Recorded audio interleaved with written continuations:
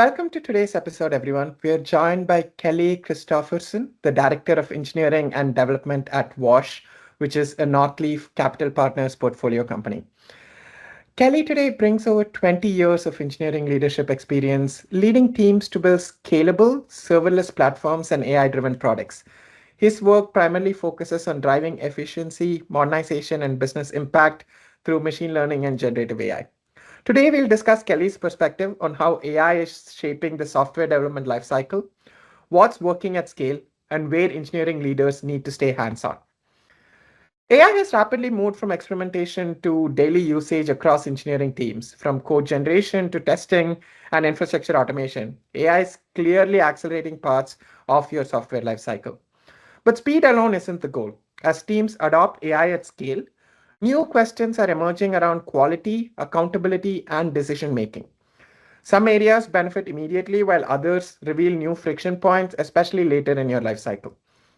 Let's explore where AI is truly moving the needle and where engineering leadership still plays a critical role today. So, with that being said, Kelly, let's kind of start off with where AI delivers real value. So, as an Yeah, engineering director, where have you kind of seen AI deliver the most value across your software lifecycle so far? sure. Before we go into that, let me kind of establish a couple of concepts here. Um, I'll be talking about complexity and complication. What we define as value is often reduction in complexity, reduction in complication. Um, so I'll go ahead and discuss those. And then there's also essential lean principles, uh, Muda, Mura, Muri, that are something that can be utilized in our workflow and can be optimized using agents. That said, the challenge is really um, to take any complexity and pass it off to our agent, right? So we don't want decisions made by the agent. We want it to give all the options, and then we want the humans to go ahead and make that decision. And if we do it right, then those things that were formerly complicated, hard to understand, get abstracted away quite a bit. But there's also a catch. If if we stop doing our code review, if we stop monitoring what we're putting out into production, it's very tempting to push and see like, oh, we've doubled our velocity. But what's really happening there is you're actually creating, I guess, mental debt. If you don't have a person actually going through and looking at that, you've offloaded all decision making to the agent. I think there's a lot of examples of this where high velocity looks good for a couple of months, and then suddenly it plateaus. And then you get things like contractors coming in, new employees, and they just completely fall apart because they have no documentation, no reason for the decisions that are being made. It's all been placed on the agent. But if you take that back and instead you ask the agent to give you all the options, like if we're assessing a payment processor, we have certain criteria that we want. We want to compare those criteria and we want to make an objective decision. We don't want our decision to be passed off to an agent. So the agent's best use in that case, it brings the most value when it's able to take all of those different criteria, all the different payment processors, and present them in a way to allow the humans to make an informed decision. Got it. I think that makes a lot of sense, right? And definitely at least in the next few years, I think that's a really crucial part of the process. So can you maybe talk Mhm. about an example where today you feel teams are relying on AI more than they should be, and the risk of over automation? I know we covered that a little bit, in terms of there being a mental debt, but if you can maybe kind Sure. of get into that a little bit more, what area do you feel is over automated today in the software lifecycle? Sure. So AI tools are very seductive. I mean, they're like a drug. You get these sudden, quick hits of productivity, and you get stuck just basically chasing that hit of productivity, and it undermines a lot of what we do as engineers. I think a great example, when large language models first came out, I took a code base that I wrote, took maybe 8 years at the University of Southern California, and I asked the system to rewrite it, basically based on whatever we'd learned. It rewrote the entire system in about 20 minutes, and it was using modern technologies. It was cleaner. Um, but as soon as I went to deploy it, suddenly I don't understand how it's working. So that was a point where like the automation sounds great. Like you're going from 8 years to 20 minutes, but if you're not able to maintain it, if you're not able to understand how it's doing what it's doing, if you're not able to justify the edge cases of decisions that you're testing, then that becomes a big part of it.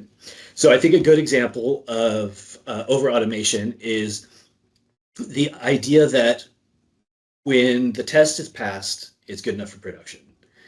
And this is a little bit deceptive. So in this particular situation, the tests are actually measuring complexity, variance within the system, making sure it performs as expected. But it doesn't actually handle the parts that humans really need to be aware of. It doesn't handle the business case. It doesn't handle the specific use case, edge conditions. And even if it comes up with all of those, it doesn't really have the context, due to lack of documentation, people making decisions without recording them. So over automation comes when you deploy something and you can't trace back a bug to the decision that was made that led to it. If you're able to get something into production stable and it's been code reviewed and you find a bug, then your engineers familiar with the code base will be able to immediately go in, find where the decision was, correct it in the decision log, and redeploy. If it's something that's been entirely based on a large language model, then you're going to have suddenly this reverse engineering of your own product. You're going to have to go back, try to figure out what this bug is, try to figure out, in my case, what cloud actually is doing and why it's doing it. And then when those cases get generalized and other situations come up, without that learning, we don't have the ability to actually take everything that we've learned there. We're starting from scratch again. Got it. And I think that's kind of something that's really interesting, right? And in your view, kind of there's this traceability of decisions when things break. Um, why do you think that cannot be accomplished when AI is involved, right? Let's say something goes wrong in production. In your view, how do you think teams can trace those decisions, especially if they were made with AI today? Sure. Um, I think a big part of this is it's almost philosophical, the illusion of free will. We have the illusion that these agents are making decisions. But when you look at them, what's really happening is at some point, a human made the choice that this agent knows good enough to make that decision on their behalf. Um, that choice is still a human decision. And when you make that change, then you wind up with different ways of seeing the development process. So in this particular case, let me think of an example. Um, Sorry, I can't think of an No, example off the top of my head. don't worry about it. Um, yeah, so that traceability is really important because even though we may seem like the agent made a decision, the decision actually is pushed back even further to the person who decided that. And what happens there is if you're pushing that to the agent, you're not making the decisions yourself with your brain, then there's no ability to create a decision log to see why you've done what you've done, considerations that you've taken, things that have been rejected. And without that, you're relearning every single project. You're relearning every time a new employee starts. So this is, this is kind of how I see it right now. Is the traceability is really central to whether or not the AI is being a quick boost in apparent productivity, but at the cost of long-term value. Got it. And kind of going into that a little bit more, right? Nowadays, Mm-hmm. you have AI agents that actually have detailed steps, right? Anytime, let's say, I Sure. give a user story that it needs to solve, and AI kind of details out the steps that it's going to take. Do you think AI agents cannot evolve to the state where they are actually able to consider multiple different, approaches and then kind of take the right approach based on the decision making that they have, and then we can kind of trace back to an AI agent, right? There can Yes. be multiple different AI agents out there. Do you think that Mm-hmm. that will not evolve to the state where, we're able to kind of trace back to and how those AI agents made the decisions? Sure. We definitely will. And we Mhm. will be at that point very soon where basically collectively as engineers, we have gone and passed off the decision making to the agent because we feel it's good enough. The question is really, do we want to do that? I think this week was a great example of Anthropic's battle with Defense Department Yep. and having unmanned AI and having systems that don't trace back to a human decision other than pushing the on button. And I think everybody has concerns about that, but it also applies to business. If we have AI that's deploying things, impacts our users, then it's immediately having an impact on across the business. And without a person there to actually curate that, you basically are relying on whatever the agent decides based on what you've given it, and you're assuming that what you gave it was complete and perfect. Got it. I think that that kind of goes to show that, in your view, and also, something that I really strongly believe is that human judgment would still matter down the line. Right. So what are Yes. decisions that you believe should still be with humans when AI capabilities continue to evolve? Sure.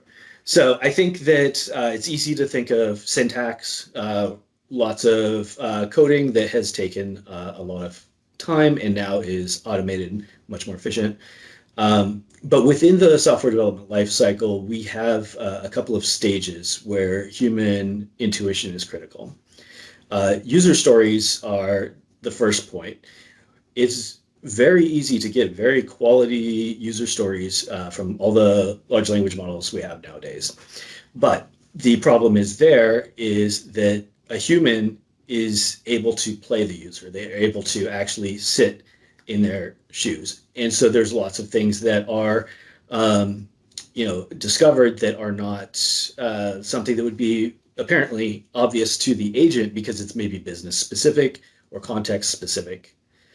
And I think the example we have here is we have testers that do a great job. If we let the agents write everything, give them the acceptance criteria and everything like that, um, they're going to find things. They're going to find things that you didn't even ask them to find. And that's perfect. That's what we want. If that testing was automated, it would be really just reversing the logic that was used to actually create it in the first place. And so it's kind of like proofreading your own writing. The AI cannot really objectively objectively analyze the outputs that it has without that human intuition. So user stories, testing, the actual writing of code, I think, is going to become less and less relevant. But what is relevant, and I've talked with my team about a lot, is the idea that you need to have a vocabulary. Computer science background, like me, then you're able to, tell an agent to do this particular thing, have this time complexity, have this particular algorithm being used. And that vocabulary is what's really going to be required to take engineering and give the large language models what they really look for, what they can utilize. If we are giving them things like that, if we're saying to, you know, use a particular sorting algorithm, then it's contextually based. We can record why we decided that, but it's also repeatable. And the large language model is able to follow your instructions as opposed to make your decisions. Got it. I think, prompt engineering is going to be a really key part, kind of the It future is. of Gen AI. And it's really important, as you mentioned, you kind of have the right background to actually be able to create those prompts effectively, right? So you're kind Yeah. of having your foundation in Hmm. programming, computer science, I think still will Definitely. be important. Yep. Perfect. Kind of then going on and moving on to kind of measuring your real productivity, right? So, what Mhm. are some signals that you've seen personally that kind of tell you AI adoption is actually improving productivity and not just kind of increasing, your activity or your output, right? Because that really isn't the true measure of productivity. So, yeah, what have you seen and what are some metrics that you Sure. track? Sure. Like I said earlier, AI tools are seductive. And so I'll give an example of a velocity trap. This is for all of us who really, went full on into agile development. We know that velocity, features going end to end, is a very good measure of productivity amongst your developers. But what happens is we adopt a large language model and we get this spike in velocity. Suddenly, where we were doing one feature a week, we're now doing one per day. And it looks successful. The business really likes it. But given a month, 2 months, problems emerge. Users are seeing behavior that doesn't make sense to them. It's functional, and so it's the worst kind of bug where things are actually still functional and makes it very hard to find out what exactly is going on. And then you go back, and those bugs being corrected by the engineers require one of two things. Either you go back to your large language model and tell it about it and say, fix this particular bug, or they go in and make the change or find the bug and tell it what to fix. When you are passing off the judgment to the agent, then you're no longer really able to learn to grow, and you get this kind of mental technical debt Mhm. that accumulates. We, as engineers, really like to automate things. It's been from the very beginning, from ancient Egypt. Yeah. So with automation, we take repeatable tasks that we do all the time, and we're able to offload them. Very similar to the Industrial Revolution, where somebody couldn't pick up a train car, but suddenly there's machines that can do it. Um, so we're able to get that velocity increase. But what we have to do is we have to temper it with the actual learning process. A great example of how this can be done is your code reviews. Code reviews should be done both by the agent and by the human. This is actually the concept of centaur systems. We've found that mixed human and non-human agents overall have the best performance in most situations, as opposed to all one or all the other. And so with code review being done this way, you get two things. You get the broad coverage of code regressions, things like that, that the large language model can handle and would otherwise take a lot of time. But you also have the user going in, looking at the code changes, doing the diff, seeing what's actually happening there. So they have a mental model of this particular system. And what's happening here is a system may be complex, a lot of interactions, a lot of states, but we can't let it get complicated, meaning our mental model needs to stay up to date with the way we're developing things. A quick non-software example is traffic jams. Traffic jams are very complex. A lot of interactions of a lot of individual vehicles result in this phenomenon, but they're not complicated. Any person can use a very simple mental model to understand the flow of traffic and what's happening. So the same is true with software. If we don't review the changes that have been made along with the agent, then we suddenly lose that mental model and things become complicated.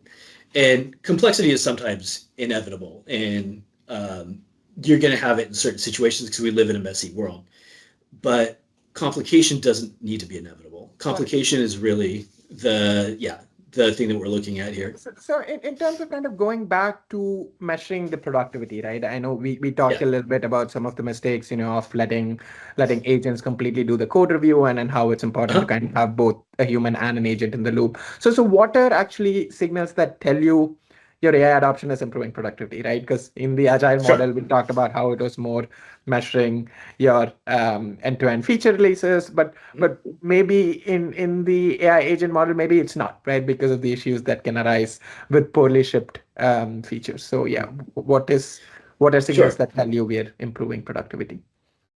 Yeah. So again, the way we're defining productivity here is long term. It's the big picture. Um, being able to handle these code bases, being able to have an evolutionary architecture, being able to keep this going for a long period of time, with the simplest mental model that we can. So with that in mind, then some key signals would be not just speed to production, but also what Six Sigma refers to as variance. When you send something out, are you getting consistent results? And are you finding those results to be as you expected? Even when there's bugs, is it as you expected? And then taking that back, the human needs to be able to really Correct. understand that, document it, and give it back to the agent. So then the agent has the understanding, the context, those particular things. And so you see productivity in not velocity, but in better engineers and better models. And it's very counterintuitive because we feel like AI is automating tasks, which it can. But if we Mhm. purely automate tasks, we are no longer investing in the actual development of good engineers or good models. And so there's a limit where that's going to become a problem. So your actual ability of your engineers to understand the code, to do code review, to be able to debug quickly, those are all great examples. The elimination of technical debt is something also that Mhm. is, this is really revolutionary, being able to clean up technical debt. And both of those are good measures of productivity. And if you look at that over the course of years, you see the actual impact of that. Mhm. Um, the challenge is trying to get the business to understand it this month. Got it. Yep, that makes sense. I think to wrap off with, let's maybe talk about what's the biggest mistake that you've seen teams make when they're scaling AI across their engineering organizations. Right? Maybe a little bit of it, kind of coming from the business side, expecting faster features, faster development, but kind of in your view, have you seen anything happen at Wash or, kind of by interacting with other engineering leaders, what do you think is the most common Sure. mistake? So the biggest mistake is what has come up throughout our entire conversation: offloading decisions to the agent. Um, and like I said, it's like a drug hit. Like you're productive, you get the dopamine, you feel like you're able to, show your boss that you wrote a million lines of code in a day. It seems great, but that's not a sustainable approach. And unfortunately, recovering from that particular situation is more difficult than starting over from scratch. So rapid adoption needs to be tempered with the real clear definition of what you see as value. Are you making things more complicated, more complex unnecessarily? That's going to have big impacts when you go down the line. Are you still investing in your engineers? Are they still able to understand what's going on? That's going to have huge impacts down the line. So this rapid adoption is not a problem if it's treated correctly, if you treat it for what it is, and not just turn over the decision making to the agent right from the beginning. Yep, I think that makes perfect sense and brings us to the end of our conversation with Kelly. Again, Kelly, thank you so much for spending your time with us and kind of, sharing your thoughts as an Yeah, engineering leader in the space. So today we, thank you. basically explored how AI is influencing the software development lifecycle, from where it creates real business value to the risks of over automation and the importance of human judgment in the process. Again, a big thank you to Kelly for sharing his leadership perspectives and practical insights. If you enjoyed this episode, be sure to share it with your engineering leadership peers and join us as we continue exploring how AI is shaping the future of software engineering. Thank you.